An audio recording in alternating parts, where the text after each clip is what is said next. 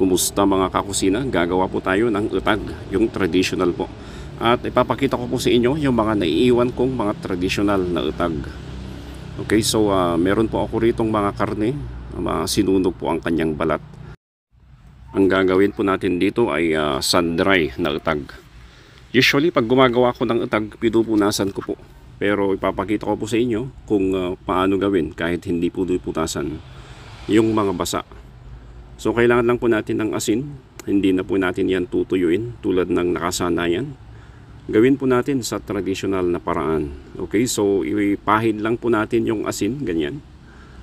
At lagyan po natin sa mga sulok niya. At sa mga nagtatanong kung maalat po ba ang utag. Opo, maalat po ang utag pag plain nakakainin mong ganyan. Usually sinasama ito sa mga pinikpikan at saka sa mga nilaga. Okay, sa nilagang manok or baboy pwede. Ito yung portion ng utag na ito, kahit mababad yan sa asin, yung taba, hindi yan maalat.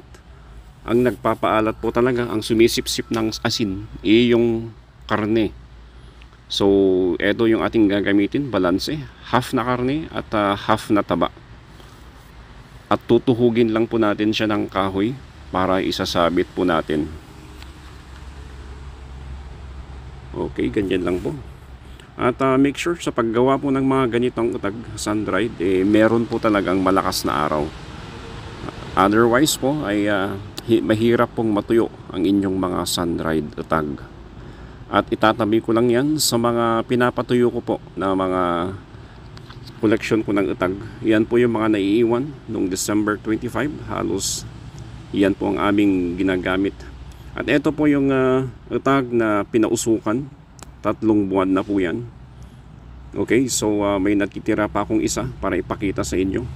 Ito po yung utag na minsan na siyang na-infest ng maggots. Pero yung mga maggots po, pag naging langaw na po sila, hindi na po nila babalikan yan. Okay, so ganyan po ang mangyayari dyan.